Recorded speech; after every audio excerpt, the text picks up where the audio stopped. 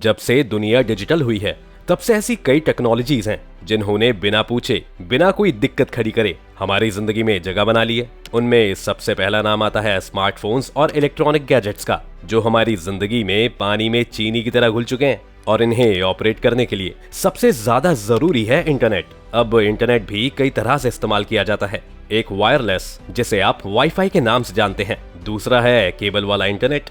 अब इस wireless internet को इस्तेमाल करने के बहुत से नुकसान होते हैं, जिस वजह से बैंक्स और सारे ऑफिस में केबल इंटरनेट का इस्तेमाल किया जाता है। ऐसे में वायरलेस इंटरनेट को सेफ बनाने के लिए वीपीएन का इस्तेमाल किया जाता है। लेकिन अभी हाल में वीपीएन के बंद होने की खबरें सामने आ रही हैं। बेशक अभी तक आपके दिमाग में कई तरह के सवाल आ गए होंगे कि वीपीएन क्या है, ये कैसे काम करता है और ये बंद क्यों होने वाला है। सबका जवाब जानेंगे आज की इस वीडियो में। अब ये वीपीएन वाला मुद्दा तब सामने आया जब सरकार की ओर से तय किए गए नए नियमों में कहा गया कि वर्चुअल प्राइवेट नेटवर्क यानी वीपीएन सर्विस देने वाली सभी कंपनियों को कम से कम 5 साल के लिए यूजर डेटा भारत में ही स्टोर करना होगा। सरकार का ऐसा इसलिए कहना है क्योंकि साइबर सिक्योरिटी से जुड़ी जरूरतों को देखते हुए ऐसा करना आज बहुत जरूरी हो गया है। लेकिन वीपीएन सर्विस देने वाली कंपनियों का कहना है कि इस कानून के कड़े प्रोविजंस के चलते उनके लिए भारत में सुविधा दे पाना मुश्किल हो जाएगा। ये नियम इस साल 27 जून से लागू होने वाले हैं। आइए देखते हैं कि वीपीएन और इससे जुड़ा पूरा मामला क्या है। पहले जान लेते हैं कि वीपीएन क्या है। तो वर्चुअल प्राइवेट नेटवर्क ऐसा सिस्टम है जो कि यूजर की ऑनलाइन पहचान छिपा देता है और एक तरह से ये यूजर को टेम्परेरी या शैडो आईपी एड्रेस देता है। इसका फायदा ये है कि इसके चलते यूजर्स डेटा और लोकेशन ट्रैक करने वालों की नजर यूजर तक नहीं पहुंच पाते। अब वीपीएन आपके डिवाइस और इंटरनेट के बीच एक सिक्योर्ड और एनक्रिप्टेड कनेक्शन बना देता है, जिसकी मदद से आपके डेटा और कम्युनिकेशन को सुरक्षित रखता है। ऐसे में किसी भी थर्ड पार्टी के लिए आपकी एक्टिविटीज को ट्रैक करना या आपके डेटा पर हाथ साफ करना मुश्किल हो जाता है। अब जान लेते हैं कि आखिर ये वीपीएन काम कैसे करता है। तो जब आप बिना वीपीएन के इंटरनेट इस्तेमाल करते हैं तो आपका डेटा इंटरनेट सर्विस प्रोवाइडर के पास जाता है। अब अगर आप वीपीएन का इस्तेमाल कर रहे हो तो ये आपके ट्रैफिक को वीपीएन सर्वर के जरिए भेज देता है। इसके चलते इंटरनेट पर आपका डेटा वीपीएन सर्वर से होकर पहुंचता है, ना कि आपके फोन या लैपटॉप से। इस तरह वीपीएन आपके इंटरनेट प्रोटोकॉल आईपी एड्रेस को प्राइवेट कर देता है या छिपा देता है। ऐसे में चाहे हैकर हो, सरकार हो या कोई और, किसी के लिए भी आपकी ऑनलाइन एक्टिविटी पर नजर रखना मुमकिन नहीं रह जाता।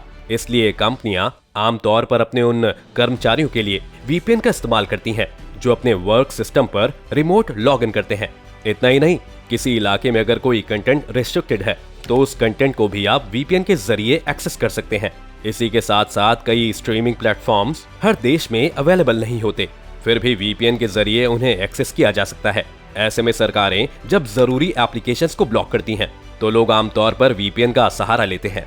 ऐसे में आप सरकार का नया नियम भी जरूर जानना चाहेंगे। तो सरकार ने जो नया नियम बनाया है वो वीपीएन सेवा देने वाली कंपनियों के अलावा क्लाउड सर्विस देने वाली यूनिट्स, डेटा सेंटरों और क्रिप्टो एक्सचेंजों पर भी लागू होगा। इस नियम के मुताबिक कंपनियों को यूजर नेम, आईपी एड्रेस और यूसेज पैटर्न के साथ साथ कई इंफॉर्मेशंस स्टोर करनी होंगी। यही नहीं, यूजर या कस्टमर भले ही अपना अकाउंट डिलीट कर दें या सब्सक्रिप्शन कैंसिल कर दें, इसके बावजूद कंपनियों को उनका डेटा स्टोर रखना होगा ताकि जरूरत पड़ने पर उसे चेक किया जा सके। अब भारत के cyber watchdog Indian computer emergency response team की ओर से इस संबंध में निर्देश जारी किया गया है। गाइडलाइंस के मुताबिक वीपीएन कंपनियों को नो योर कस्टमर यानी केवाईसी की पॉलिसी के तहत सब्सक्राइबर या कस्टमर के वैलिड किए गए नाम सहित कई जानकारियां स्टोर करनी होंगी। इसके तहत यूजर को अलॉट किए गए आईपी एड्रेस के अलावा ये जानकारी भी स्टोर करनी होगी कि कितने समय के लिए और किस मकसद से सेवाएं ली गई। एड्रेस, ईमेल आईडी और कॉन्टैक्ट नंबर के अलावा सब्सक्राइबर के ओनरशिप पैटर्न की जानकारी भी स्टोर करनी होगी। अब इन नियमों को लाने के पीछे क्या कारण है और नए नियमों से कैसा असर पड़ेगा, ये भी जान लेते हैं। जैसा कि आजकल देश में बैंकिंग फ्रॉड्स के मामले काफी आने लगे हैं। सरकार के इन कदमों से साइबर अपराधियों पर लगाम कसने में भी मदद मिल सकती है।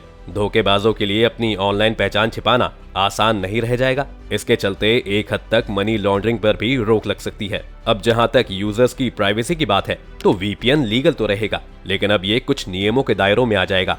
वीपीएन यूज करने वालों पर नजर रखी जा सकेगी, यूजर वैलिड जरूरतों के लिए भी। अगर वीपीएन और क्लाउड स्टोरेज फैसिलिटी का इस्तेमाल कर रहा होगा तो भी सर्विलांस से बच नहीं सकेगा। ऐसे में एक खतरा और है, क्योंकि कई टेक्नोलॉजी कंपनियों तक में डेटा लीक के मामले आते रहते हैं। ऐसे में वीपीएन सर्विस देने वाली कंपनियों के पास यूजर डेटा कितना सेफ रह सकेगा, ये बड़ा सवाल है। इस सिक्योर वीपीएन के लिए यूजर्स को ज्यादा कड़े केवाईसी वेरिफिकेशन प्रोसेस से भी गुजरना पड़ सकता है। उन्हें ये भी बताना होगा कि वे किस मकसद से वीपीएन या क्लाउड स्टोरेज सर्विस ले रहे हैं। अब ऐसे में जाहिर है कि नियमों का पालन करने में वीपीएन कंपनियों का काफी खर्च बढ़ सकता है। ऐसे में वे सर्विस रेट बढ़ा सकती हैं। ऐसे में ये सोचने वाली बात है कि वीपीएन कंपनियों को इससे फायदा होगा या नुकसान। जैसा कि सरकार चाहती है कि वीपीएन सर्विस देने वाली कंपनियां यूजर्स के बारे में तमाम जानकारियां कम से कम 5 साल तक के लिए स्टोर करें और जब सरकार मांगे तो उसे मुहैया भी कराएं। तो ऐसे में वीपीएन सर्विस देने वालों का मानना है कि ये यूजर की प्राइवेसी पर हमला है। उनका मानना है कि यूजर डेटा स्टोर करना दरअसल वीपीएन यूज करने के बेसिक आइडिया के ही खिलाफ है और यही वजह है कि अब एक्सप्रेस वीपीएन ने भारत से अपने वीपीएन सर्वर को हटाने का फैसला कर लिया है। ऐसे में ये भी जानना जरूरी है कि भारत में वीपीएन का कितना इस्तेमाल किया जाता है। तो भारत में आमतौर पर बड़ी कंपनियां, वकील, activist, security research, cyber security expert और पत्रकार वीपीएन का इस्तेमाल करते हैं। और एटलस वीपीएन की ओर से बनाए गए वीपीएन एडॉप्शन इंडेक्स के मुताबिक भारत में साल 2021 में 27 करोड़ से ज्यादा वीपीएन यूजर्स थे, जबकि साल 2020 में देश में 3.5% से कम स्मार्टफोन यूजर ही वीपीएन का इस्तेमाल कर रहे थे। लेकिन 2021 की पहली छमाही तक यह आंकड़ा बढ़कर 25.5 के करीब पहुंच गया। तो ग्लोबल वीपीएन यूसेज रिपोर्ट 2020 के मुताबिक भारत वीपीएन के लिए दूसरा सबसे बड़ा बाजार बन गया है और यहाँ 45% इंटरनेट यूसेज वीपीएन के जरिए हो रहा है, जबकि साल 2018 में यह आंकड़ा 38% का था। यानी कि वीपीएन का इस्तेमाल बढ़ा है। जाहिर सी बात है कि आज के समय में इंटरनेट पर अपने पर्सनल डिटेल शेयर करना बहुत ही खतरनाक हो गया है, क्योंकि ऑनलाइन की दुनिया पूरी तरह अलग अलग लोगों से भरी हुई है जो आपके पर्सनल डिटेल्स को चुराकर ब्लैकमेल भी कर सकते हैं। ऐसे में वीपीएन हमारी काफी ज्यादा मदद करता है खुद को ऑनलाइन सिक्योर रखने के लिए। हम सब खुशकिस्मत हैं कि आज के वक्त में ऑनलाइन काम करते वक्त जिस डर का हम हर वक्त सामना करते हैं, उस डर से निकालने का एक आसान रास्ता हमारे पास वीपीएन के तौर पर मौजूद है। साफ है कि वीपीएन एक नेटवर्क की टेक्निक है जो पब्लिक नेटवर्क में जैसे कि इंटरनेट और प्राइवेट नेटवर्क में सिक्योर कनेक्शन बनाता है। वीपीएन एक बहुत ही बढ़िया तरीका है अपने नेटवर्क को सुरक्षित रखने के लिए और अपने पर्सनल डेटा को हैकर्स से बचाने के लिए। वहीं बहुत से रिस्ट्रिक्शंस को बाईपास करने में मदद भी करता है। इसकी मदद से जो वेबसाइट्स आपको पहले देखने की इजाजत नहीं मिलती थी, अब वो वेबसाइट्स आप वीपीएन के जरिए से देख सकते हैं। जब हम अपने डिवाइस को वीपीएन के साथ कनेक्ट करते हैं तब वो डिवाइस एक लोकल नेटवर्क की तरह काम करता है और हम जब भी उस वेबसाइट को अपने फोन के ब्राउजर में डालकर सर्च करते हैं जो हमारे देश में ब्लॉक है, तब वीपीएन अपना काम करना शुरू करता है। यूजर के रिक्वेस्ट को उस ब्लॉक्ड वेबसाइट के सर्वर पर वीपीएन के जरिए भेजता है और फिर वहां से वेबसाइट का सारा कंटेंट और इन्फॉर्मेशन यूजर के डिवाइस में दिखा देता है। जिससे होता यह है कि आप एक देश में रहकर दूसरे देश के वीपीएन से जब कनेक्ट करते हैं तो वो काम होता है टनलिंग के जरिए और वो काम बड़े ही आसानी से हो जाता है क्योंकि वो वेबसाइट उस देश में ब्लॉक नहीं है। तो आप वहां के वीपीएन से कनेक्ट हो जाते हैं और उसके बाद उस वीपीएन और आपके वीपीएन के बीच एक नेटवर्क कनेक्शन बन जाता है जो एनक्रिप्टेड होकर रहता है, जिसका मतलब है कि कोई भी उस नेटवर्क से पर्सनल डिटेल चोरी नहीं कर सकता और फिर आप उस वीपीएन के जरिए वेबसाइट को एक्सेस कर सकते हैं। आज वीपीएन का इस्तेमाल करने के लिए इंटरनेट पर बहुत सारे सॉफ्टवेयर मौजूद हैं। कुछ फ्री वर्जन के हैं और कुछ पेड वर्जन हैं जिनका इस्तेमाल आप अपने स्मार्टफोन और कंप्यूटर दोनों में इंस्टॉल करके कर सकते हैं। दोस्तों, आपको क्या लगता है अब वीपीएन के लिए सरकार को क्या करना चाहिए? हमें अपनी राय कमेंट सेक्शन में जरूर बताएं। आज की वीडियो पसंद आई हो तो इसको लाइक और शेयर करें, साथ ही चैनल को सब्सक्राइब भी कर लें।